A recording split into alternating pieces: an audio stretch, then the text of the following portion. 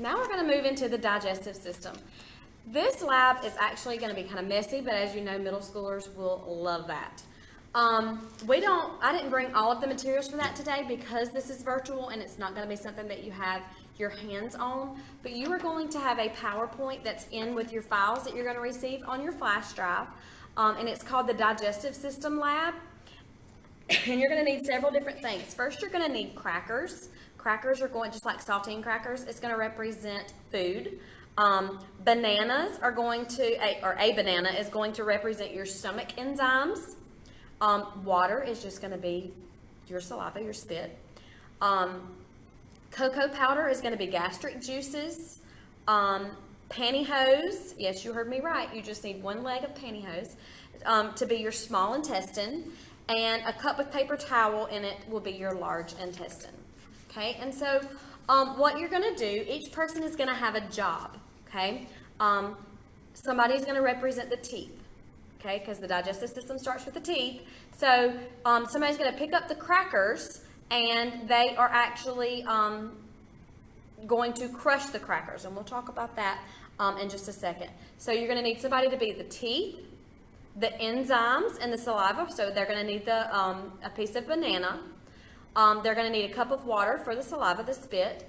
The stomach, you're going to need a Ziploc bag, and a small intestine will be the pantyhose, and the large intestine will be your cup with a paper towel in it. And for your rectum, you're going to need the cocoa powder. Yes, the kids are going to love this. And you might want to get like newspaper, or sometimes I get like a trash bag and cut the bottom and slice it at the side and have that laid out so that it will protect your lab tables. So the first person's job is the teeth.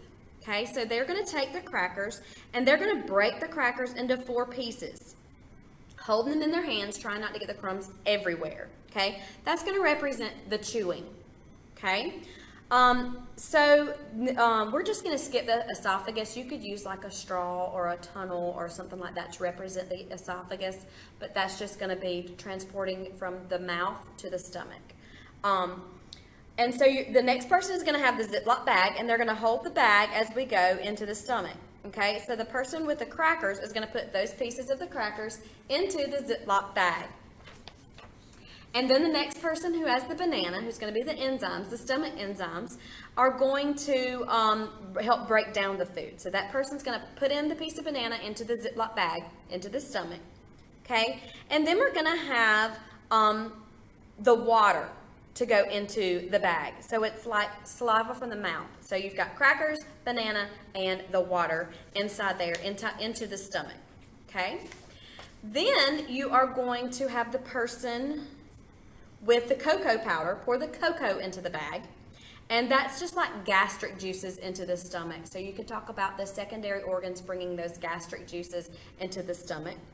And then the person with the Ziploc bag is going to get all the air out as nicely and neatly as possible and squeeze and close the Ziploc bag. Okay, so if you leave air in there, it's going to be what happens if you have gas. So you might want to have them have a little bit of air in there so that they can see that gas also gets trapped into the stomach. You know, middle schoolers, they're going to love that. So you're going to pass around the bag to everybody in the group, and you're going to have each person squish the banana and the crackers and the water and the cocoa powder, all that together. You're going to have them squish it up, and you can talk about how the smooth muscle around the stomach actually involuntarily moves the stomach and helps break down digestion with the food with mechanical digestion. And then you are going, it's like the churning of the stomach. Your stomach churns like that. And so then you're going to give the Ziploc bag back to the original person who had the Ziploc bag. And then you're going to get your pantyhose ready. Okay? So after your food is churned up, you're going to take the Ziploc bag and cut a very small hole in the corner of it. Okay? And you are going to...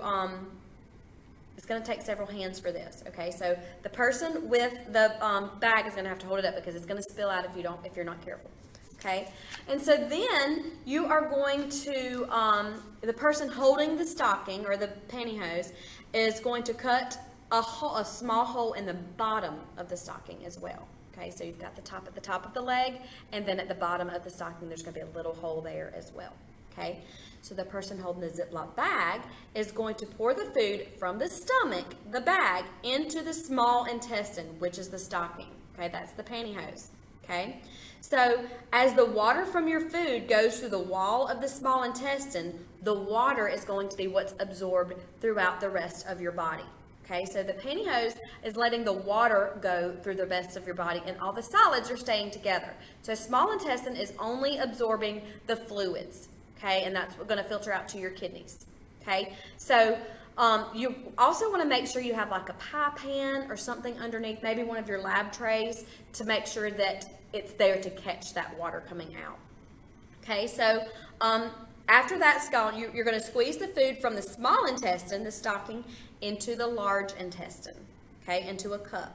So each person is going to take a turn squeezing the food down the stocking a little bit until it's made its way to the bottom of the hole. Now let me remind you, this is going to be pretty messy, okay? So make sure you have everything protected. You might want to have gloves on your kids, and it's going to look gross. It's going to be like bananas and cocoa powder and all the crackers, all that's churned together, all right, and mixed with the water. So it's going to be squishy.